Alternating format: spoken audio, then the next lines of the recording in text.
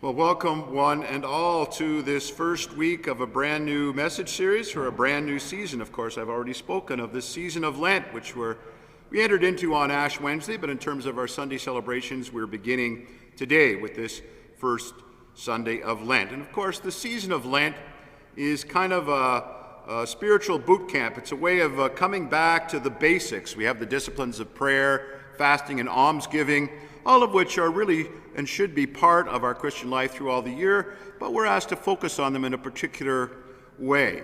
So welcome as we begin this new series. A special welcome to anyone who might be here with us today for the very first time, some bold and brave soul who might be here for the first time or the first time in a long time. Either way, we're glad that you are with us. We're glad that all of us can come together as we have not been able to do until very, very recently. And I mentioned that the season of Lent is kind of a back to basics season. If we were going to teach a course on Christian faith and Christian spirituality, the heart of spirituality, we could call it Spirituality 101. That introductory course would begin this way: there is a God, and it is not you. There is a creator, but we are the created creatures. God is completely self-sufficient in himself. God does not need anything. Since we are the created, it means we are dependent. We have needs that we must attend to if we are to thrive and survive, and that's our God's desire for us. Our whole being, by its very nature, in a certain sense, is a vast collection of needs. And so we're calling this new series Needy, because that's who we are and what we are. Just think for a moment about the needs that you have, that we all have. Think first about your physical needs. You need and have a need for food and nutrition, a need for water, a need for sleep, a need for shelter and warmth, which we can particularly be aware of at this time of year, a need for medical treatment if we're ill. We often need that. A need for oxygen. And on top of that, for many, if not all of these, we often need money to pay for them, to obtain them. Physical needs. But we have more needs than that. We have emotional needs. You have a need to be understood, a need for acceptance, to be accepted by others, and a need also, we all do, a need for encouragement. You need meaning and a sense of purpose for your life. You need to laugh, and you even need at times to grieve. Emotional needs. And there is still more. You also have a need to work, to use the gifts that God has given you, a need to rest, a need for discipline, a need for silence and solitude, which is a need that we often forget about in these times. You have a need also for friendship and fellowship. And on top of those needs, you have, and I have, spiritual needs. You have a need for God. You have a need for people, others. You have a need for healing of all sorts. You have a need for prayer. You might not think you do, but you do. You are needy. But that's okay. God has created us with needs. He passes on the responsibility to us in our freedom to tend to those needs. I'm going to phrase this in a challenging way. Acknowledging and caring for your needs outweighs almost every other responsibility in your life. Now, I said that was a challenging way of phrasing it because on the surface that sounds quite selfish, and we're taught to avoid selfishness, of course, and rightly so. But the point here is not for us to be selfish, but rather to take care of ourselves so that we have more to give and are better able to give to others. The healthier you are, the more you have to give away. If we do not care for our physical health, if we don't care for our emotional health, if we don't care for our hearts and souls, eventually we will become someone else's problem.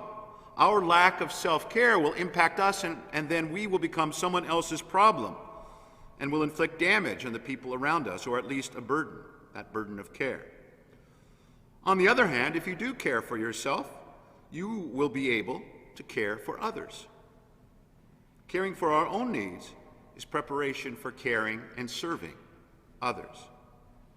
Recognizing and caring for our own needs is also essential if we are to be a leader of any kind. Now, we might step back and say, oh, well, no, that's not me, but you probably are a leader in some part of your life or another. There are the obvious ways in which we can be leaders, leaders in business, leaders in our job, but there are others as well. If anyone, for example, is looking to you as a role model, you are a leader for them. If you cannot lead yourself, you cannot lead others. Recognizing and caring for your own needs is the first 50%, in truth, of being a leader. And what that means is, if you are a parent, you cannot prepare your children for adulthood if you yourself are not acting like a responsible adult and caring for yourself. If you are a business person, you run or manage a small business, the best way to lead your people is to lead yourself, physically, emotionally, relationally, spiritually, attending to those needs. You are, in that context, an instrument of leadership for your children, your employees, and many of us may have experienced this already. Once you reach a certain stage in life, you are an instrument of leadership even for your own parents. The way they used to look at you and look to you, or the way you used to look to them and lean on them, they now look to you and lean on you. You are an instrument of leadership, one way or the other. And if you do not care for your instrument, you eventually render yourself useless. And only you can avoid that. Can't be done by someone else. Only you can discipline yourself to really care for yourself, to care for your heart, to care for your emotional health. No one is going to do that for you. Here's something Jesus said that is entirely appropriate. Most of us will remember the story. At one point in time, a teacher of the law of the Old Testament, asked him, which was the greatest commandment of the law? He said immediately, love the Lord your God with all your heart, all your soul, and all your mind, and love your neighbor as yourself. Now, when we Christians hear that, our hearts and minds immediately go to the challenge of loving our neighbor, and it is truly a challenge. We struggle with that. We ask for God's help and God's grace in doing that as we move through the Christian life. It's absolutely true and it's absolutely important, but Jesus says, love your neighbor as yourself. The presumption is you love yourself. And then we reach out to care for others. Jesus teaches that our ability to love one another rests first and foremost on our love and care for ourselves. God loves and cares for us after all.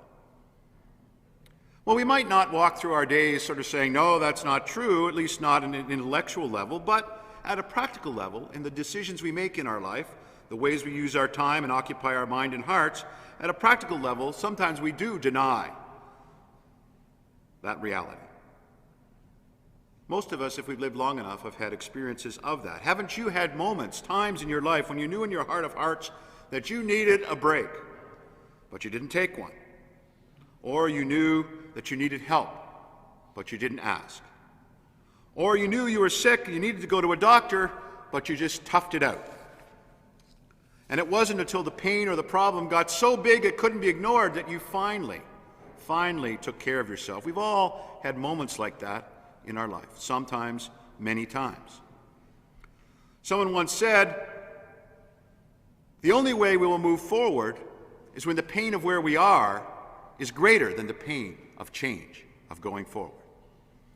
And when we deny even a single one of our legitimate needs, because there are things that we think are needs that are not, when we deny even a single one of our legitimate needs, we're not moving forward. We're not moving in the direction of health and fullness of life. We're moving rather away from it. Spiritual maturity, spiritual health, growing as a follower of Jesus Christ, requires us to acknowledge our needs, all of our needs, and to take responsibility for them in a healthy manner. And there are many ways that we can acknowledge them, but not take care of them in a healthy manner.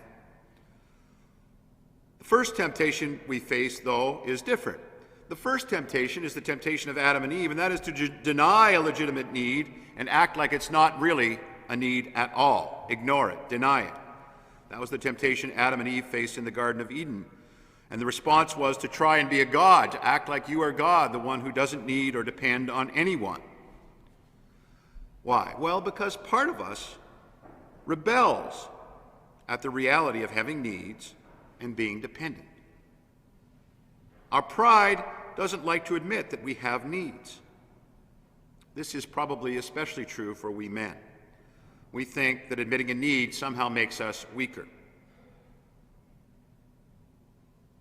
You may be tempted to deny your need for friendship or help from others. You may be tempted to deny your need for rest, or maybe it's the opposite. You deny your need to work and be productive. It's missing from your life, but you say, oh no, it doesn't matter. And all of us, men and women alike, sometimes struggle to really embrace and accept our need for God. When we deny one of our legitimate needs, we are not moving forward. We are not moving towards health, in whatever sense we're talking about that word. We're not moving towards health, but rather we're moving away from it, the opposite direction. So the first temptation we face is to deny that a legitimate need exists. The next three basic temptations I'm going to take from the life of Jesus. Now, every year the season of Lent begins with the gospel of the temptation in the desert. This year we heard from Mark. And Mark, as is often the case, tells us very little about the details of this experience in Jesus' life. The gospel we just heard puts it like this. The Spirit drove Jesus out into the wilderness, and he was in the wilderness 40 days, tempted by Satan. And he was with the wild beasts, and the angels waited on him. In this, as in many other parts of Jesus' life, the Gospels of Matthew and Luke also include the same story, and Matthew's Gospel gives us another account of this moment and gives us greater detail about the temptations, about what happened. Jesus, 40 days in the wilderness, after all, was hungry. And so the devil, the Satan, says to him, if you are the Son of God, command these stones to become loaves of bread. But he answered, it is written, man does not live by bread alone, but by every word that comes from the mouth of God. Now, like us, Jesus experienced hunger. How could he not? He had a legitimate need in this case for food. The temptation of the devil was to meet that need in an illegitimate way. It's the same for us. We are tempted sometimes to meet our legitimate needs in an illegitimate way. For example, we have a legitimate need to work and earn a living. But let's say you're out of work and you see the perfect position for you. You know you have the experience, you know you have the talents, but there's one little qualification that you don't have. So you lie on your resume in order to have a chance at getting an interview. That's an example of meeting a legitimate need in an illegitimate way. It is taking moral shortcuts to get something we know we need. And we're not wrong with regard to the need, but we take a moral shortcut to get there. Now, the second temptation Matthew tells us about is based on another need. Then, he says, the devil took him to the holy city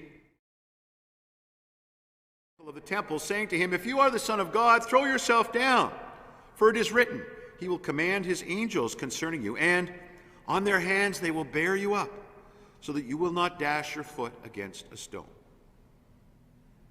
The devil tempted Jesus to win over the people of Jerusalem and of Israel by one magnificent, very public display, and after all, he came to win them to his Father's love.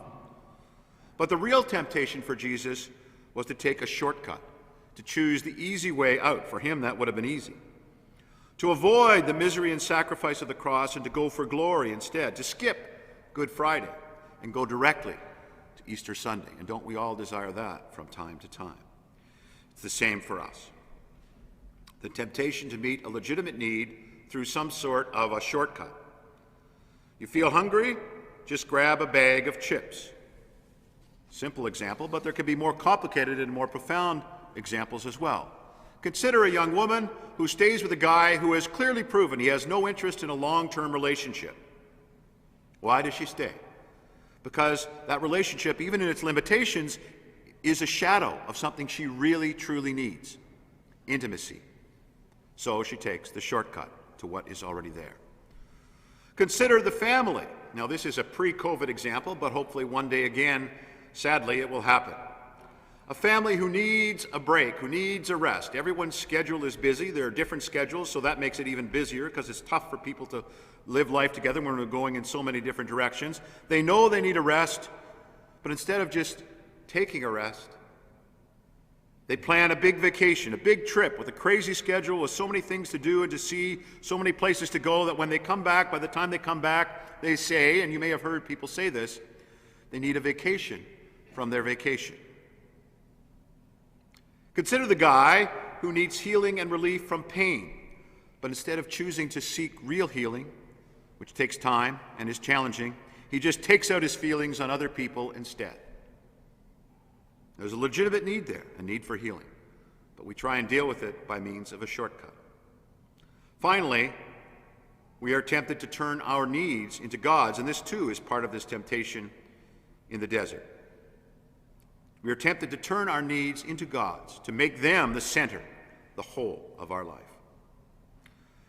Matthew writes this, "Again, the devil took him up to a very high mountain and showed him all the kingdoms of the world and their splendor. And he said to them, 'All these I will give you, if you fall down and worship me.'"